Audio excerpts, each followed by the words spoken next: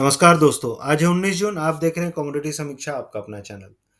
हमेशा की तरह चर्चा करेंगे डिफरेंट एग्री कमोडिटीज़ के आउटलुक पे। और ये मॉर्निंग अपडेट्स जनरली रहता है और शुरुआत करते हैं हम ग्वार के साथ में। जो लोग पहली बार देख रहे हैं उनको मैं बता दूं कि इस 5 से 10 मिनट के वीडियो में आपको ग्वार के ऊपर, धनिया के ऊपर, जीरा, हल्दी, सारे मसालों के ऊपर एक आउटलुक और क्या चल रहा है मार्केट में एक अपडेट्स मिलने वाले हैं। तो आज तक आप जुड़े रहेंगे। उसके साथ-साथ हम चर्चा करेंगे कॉटन सीड ऑयल के, कैस्टर सीड, मेंथा और अन्य दलहन के ऊपर भी।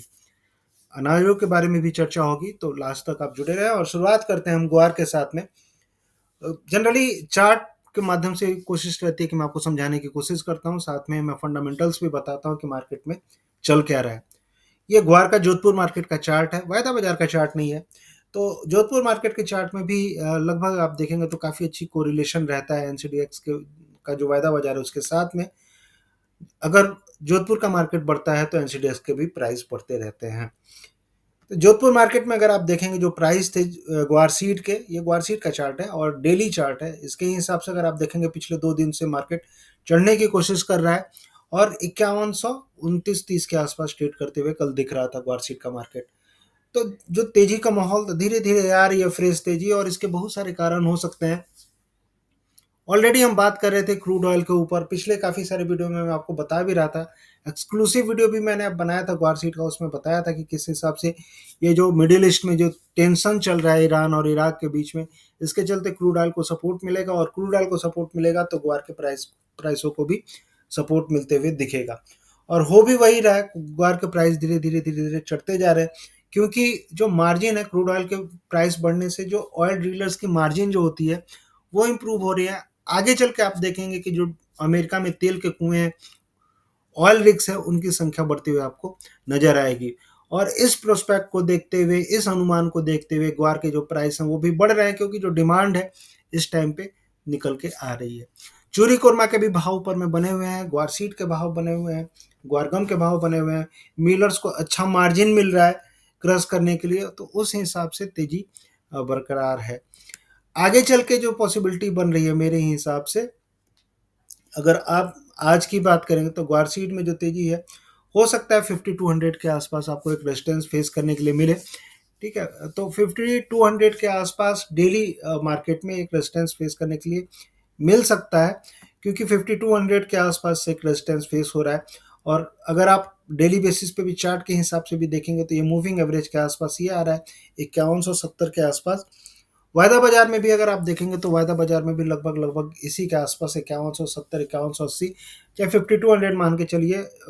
लार्जर साइड में 5200 के आसपास थोड़ी बहुत रुकावट आपको ग्वार सीड में आज के लिए देखने के लिए मिल सकती है। तो जो लोग बाई में बैठे हुए हैं तो उनको यही रहेगा कि 5200 के आसपास थोड़ी बहुत प्रॉफिट बुकिंग, थोड़ी बहुत वहां पे एक रुकावट आपको बनती हुई दिख सकती है। अगर 5200 के ऊपर मार्केट निकलता है, चाहे 180 के ऊपर, तो पॉसिबिलिटी 5300 तक की भी आपको आ सकती है। यहाँ से अगर मार्केट गिरेगा, मेरे हिसाब से, मैं अपना सिनेरियो बता रहा हूँ क्लियर कट, अगर चार्ट के हिसाब से अगर आप जाएंगे तो चार्ट के हिसाब से इसमें दो चीज़ बन रहा है। एक तो हार्मोनिक बैड पैटर्न बनते हुए दिख रहा है, एक ये हुआ, ठीक है, ये हुआ, ये, और ये जो 88% आएगा वो यहाँ पे कहीं पे आते हुए दिख रहा है, और ये लेवल है 5000।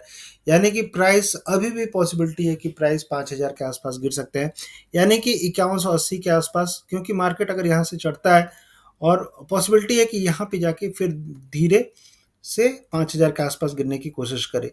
अगर पाथ के हिसाब से भी अगर आप देखते हैं तो ये ये ये दूसरा पॉइंट टच किया ट्रेंड लाइन पे, यहाँ से फिर चल रहा है, ये तीसरा पॉइंट यहाँ पे कहीं पर टच करेगा।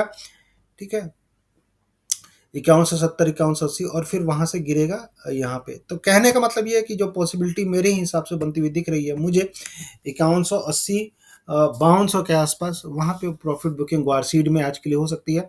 और नीचे में जो सपोर्ट बनते हुए दिख रहा है मेरे हिसाब से भी 5000 के आसपास है। 5000 के आसपास, 5010, 5000 के आसपास मार्केट आएगा और फिर वहां से तेजी आपको बनती हुई दिखेगी।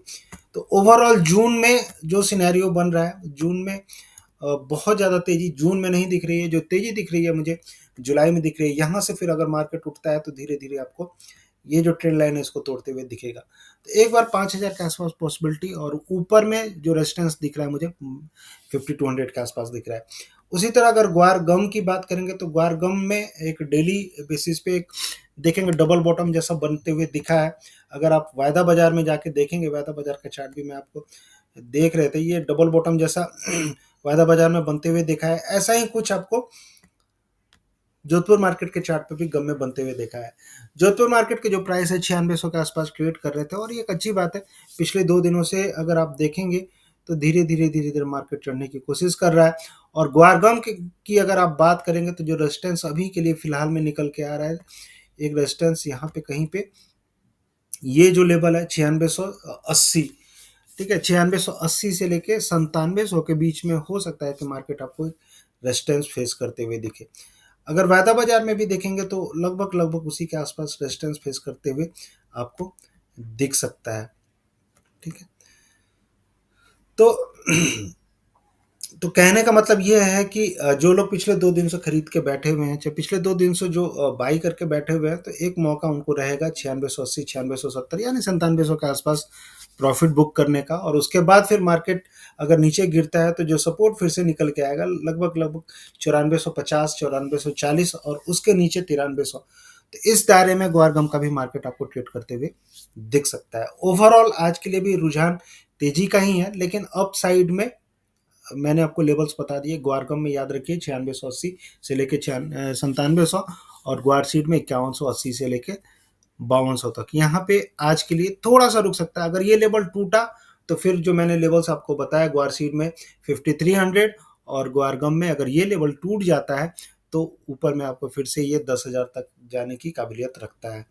तो रुझान आज के लिए भी तेजी का ही रहेगा। फंडामेंटली अगर देखा जाए तो मानसून के बारे में बात हो रही है, ठीक है, सोइंग के बारे में बात हो रही है। इस टाइम पे जनरली सोइंग स्टार्ट हो जाती है, स्पेशली राजस्थान की जो नहरी बेल्ट है वहाँ पे। आंकड़े एक बार मिलते हैं तो मैं आपको आपके साथ शेयर करूंगा, आप देखते रहेंगे ग्वार ग्वार की चीज़ें। तो ये था ग्वार पे, इस हिसाब से अपनी रणनीति रखें। और फटाफट अन्य कमोडिटी भी देख लेते हैं, मसालों की थोड़ी बात कर लेते हैं। मसालों में अगर आप बात करेंगे तो मसालों में जो जीरा है, जीरा लगातार गिरावट का दौर जारी हुआ है जीरा में, जिस हिसाब से प्राइस गिर रहे हैं। क्योंकि जिस हिसाब से यूक्रेन सॉरी ईरान और इसराइल के बीच में जो लड़ाई चल रही है, इसको देखते हुए एक्सपोर्ट की जो संभावनाएं थी वो थोड़ी सी धूमिल होते हुए दिख रही हैं हर मसालों की। उसके चलते हम देख रहे हैं कि मसालों के सेगमेंट में गिरावट जारी है। जीरा की अगर आप बात करेंगे तो जीरा में ये देख रहे हैं लगातार red red red red red. कहने का मतलब है कि जीरा में बिकवाली काफ़ी ज़्यादा हावी है और सप्लाई मार्केट में बनी हुई है। लेकिन आपको एक चीज़ ये भी बता दूं कि इन स्तरों पे सप्लाई थोड़ी सी धीमी पड़ गई है, स्पेशली ऊंझा मार्केट में सप्लाई कम आ रही है। उसके चलते हो सकता है कि प्राइस आपको बहुत जल्दी सपोर्ट लेते हुए दिख जाए। अगर ऊंझा मार्केट की अगर आप बात करेंगे तो 19,400 एक मेजर सपोर्ट रह सकता है प्राइस का। और वही अगर आप वायदा बाजार में बात करेंगे तो वायदा बाजार में 19,000 के आसपास अच्छा खासा सपोर्ट जीरा का बना हुआ है। ओवरऑल जो सिनेरियो जीरा का निकल के आ रहा है मेरे हिसाब से 19,000 नहीं तोड़ता है मार्केट तो धीरे धीरे ये 20,000 तक जाने की काबिलियत रखता है। तो धीरे धीरे हम देखेंगे जीरा में भी तेजी बनते हुए दिख रही है। और जीरा जनरली जून जुलाई में तेजी रहता है। इस बार ये जो गिरावट है बहुत सारे फैक्टर है। कैरी फॉरवर्ड स्टॉक्स काफ़ी ज़्यादा था, उसके साथ साथ आप देखेंगे एनसीडीएक्स में भी स्टॉक्स काफ़ी ज़्यादा था। उसके बाद ये जो लड़ाई वाला सिनेरियो आ गया मिडिल ईस्ट में एक्सपोर्ट को लेके, आप देखेंगे 50 से 60 हज़ार टन के आसपास जीरा का एक्सपोर्ट जनरली मिडिल ईस्ट में होता है। और अगर ऐसा सिनेरियो निकल के आता है तो हो सकता है वो 50 से 60 हज़ार टन ना हो के और कम हो। साथ साथ चाइना की भी क्रॉप जो आई है उसका भी कंसर्न्स, उसके का भी असर देखने के लिए मिल रहा है। चाइना में फ्रेश क्रॉप आ रही है। तो ओवरऑल कहने का मतलब ये है कि ये सारी चीज़ें जीरा को दबाती चली गई। लेकिन अब टाइम है जीरा का बढ़ने का। धीरे धीरे प्राइस आप देखेंगे सपोर्ट लेके जीरा के बढ़ते हुए दिखेंगे। 19,000 आज के लिए सपोर्ट रहेगा जीरा का, और ऊपर में जो रेजिस्टेंस रहेगा मेरे हिसाब से लगभग लगभग 20,000 तक आपको भाव जाते हुए दिख सकते हैं अगले 1-2 दिनों में। अगर वही हल्दी की बात करेंगे तो हल्दी के डेली चार्ट पे अगर आप देखेंगे तो एक साइडवेज ट्रेड बना हुआ है और गिरावट का दौर जारी है हल्दी में।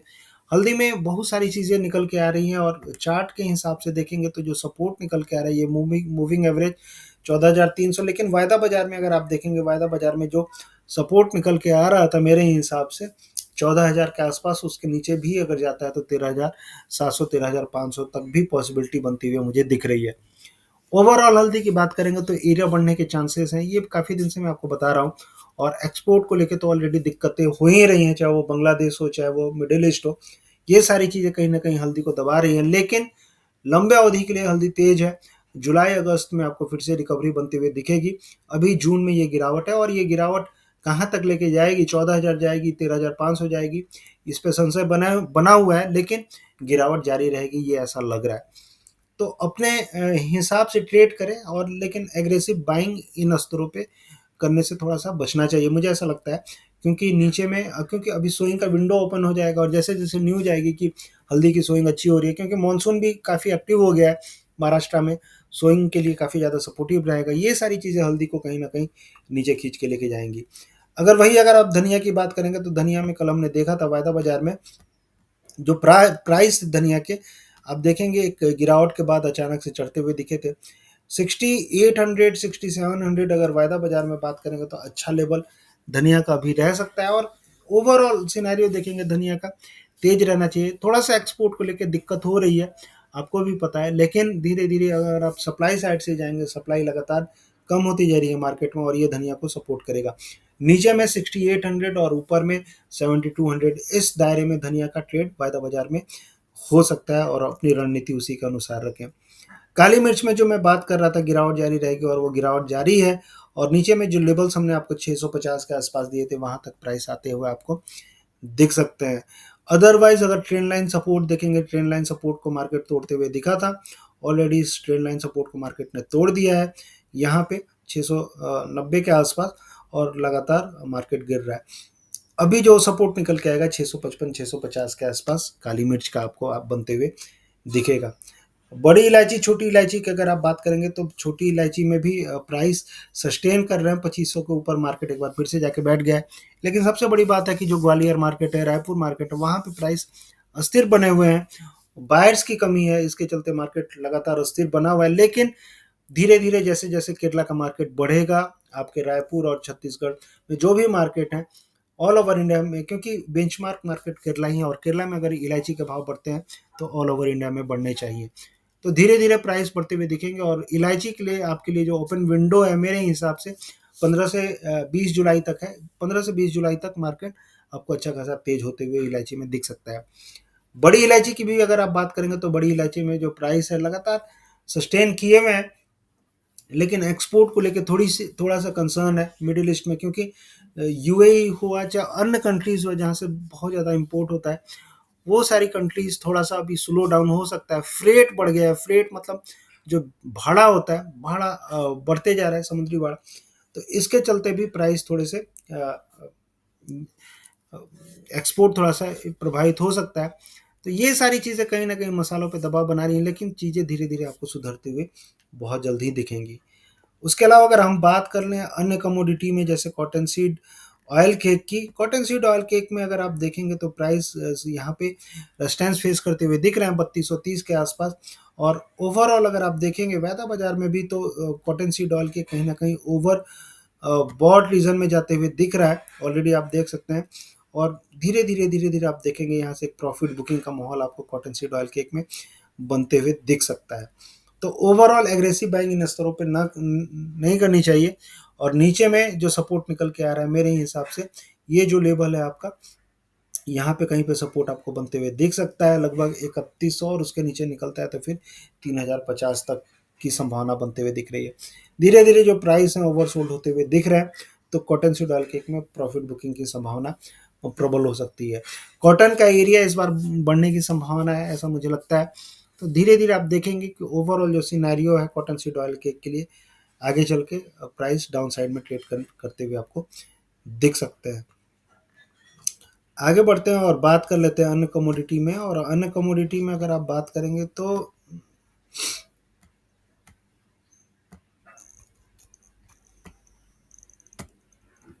स्टक हो गया है।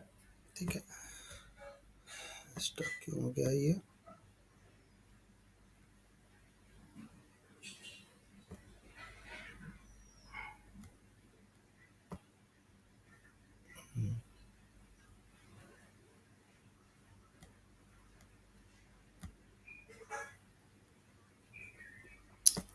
अब बात कर लेते हैं थोड़ा-सा अन्य कमोडिटी में, जैसे मेंथा के ऊपर और थोड़ा कैस्टर सीड के ऊपर। कैस्टर सीड की अगर आप बात करेंगे तो कैस्टर सीड में एक जो ट्रेंड लाइन रेजिस्टेंस था ऊपर में टूटते हुए दिखा था आपको, मैं दिखाता हूँ वो चीज़। और जनरली होता क्या है कि जब ट्रेंड लाइन टूटती है किसी भी कमोडिटी में, प्राइस ट्रेंड लाइन के ऊपर ट्रेड करते हैं, तो पोटेंशियल यही रहता है कि मार्केट ऊपर जाने की कोशिश करे, और वैसा ही इसमें भी हुआ है। ये जो ट्रेंड लाइन बन रही थी यहाँ पे, ये टूटते हुए दिखी थी और प्राइस धीरे धीरे आपको चढ़ते हुए दिख रहा है। ऊपर में अभी जो रेजिस्टेंस आ रहा है मेरे हिसाब से इन स्तरों पे आ रहा है 6720 के आसपास, और ये लेवल्स कहीं ना कहीं यहाँ पे आपको हर्डल फेस करते हुए 6720 के आसपास कैस्टर सीड में दिखाई दे सकता है। उसी तरह अगर आप मेंथा की बात करेंगे तो मेंथा के भी जो भाव हैं आपको चढ़ते हुए दिख रहे हैं धीरे धीरे, और नीचे में जो सपोर्ट निकल के आ रहा था मेंथा का लगभग लगभग 900 के आसपास, और यहाँ से मेंथा के भाव आपको चढ़ते हुए दिख रहे हैं। ऊपर में जो सिनेरियो अभी के लिए पोटेंशियल निकल के आ रहा है 945 940, इसको ऊपर निकलता है तो 960। तो ओवरऑल मेंथा में मेरे हिसाब से तेजी, जो भी गिरावट होती है वहाँ पे आपको खरीदारी के मौके मेंथा में बनते हुए दिख सकते हैं। अगर दालों की बात करें तो दालों में दाल, चाहे उड़द हो चाहे तूर हो, सबके भाव अस्थिर बने हुए हैं। और जिस हिसाब से चना में अगर आप देखेंगे, चना में जो मार्केट सपोर्ट लेते हुए दिख रहा है धीरे धीरे, आप देखेंगे चना के भी जो भाव हैं 5800 के आसपास ट्रेड करते हुए दिख रहे थे, 5700 के आसपास। धीरे धीरे आपको ये तेजी बरकरार रह सकती है। चना में हल्की फुल्की गिरावट पिछले कुछ दिनों में हमें दिखी थी, लेकिन प्राइस सुधरते हुए भी दिख रहे हैं, और आगे चल के आप देखेंगे धीरे धीरे जो चना के वहाँ 6000 के ऊपर आपको ट्रेड करते हुए दिख सकते हैं। गेहूं में भी जो अस्थिरता बनी हुई है, प्राइस धीरे धीरे अगर आप देखेंगे सपोर्ट लेते हुए दिख रहा है और प्राइस चढ़ते हुए दिख रहा है। गेहूं में ओवरऑल तेजी का माहौल जारी रह सकता है, क्योंकि जिस हिसाब से अगर आप देखेंगे सप्लाई फंडामेंटल के हिसाब से सप्लाई को लेकर काफ़ी ज़्यादा कंसर्न्स है। गवर्नमेंट भी चाहती है कि सप्लाई बनी रहे, क्योंकि गवर्नमेंट को पता है कि गेहूं की सप्लाई इस बार काफ़ी कम है।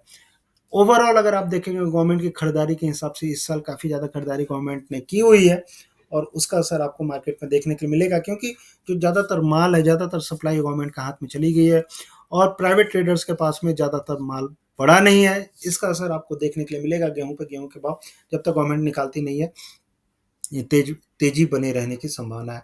हो सकता है आगे चल के आपको गवर्नमेंट निकाले, लेकिन जब तक निकालती नहीं है तब तक गेहूं में तेजी की संभावना बनी रहेगी। तो ये था एग्री कमोडिटीज़ पे मेरी राय। आपको कैसी लगी आप बताएंगे, और ऐसे ही एग्री कमोडिटीज़ का आउटलुक के लिए आप जुड़े, और जो लोग पहली बार देख रहे हैं उनको यही बोलूँगा कि सब्सक्राइब करें और ज़्यादा से ज़्यादा तक लोगों तक इसको पहुँचाएं। तो मिलते हैं फिर नेक्स्ट वीडियो में, तब तक के लिए थैंक यू, जय हिंद, धन्यवाद।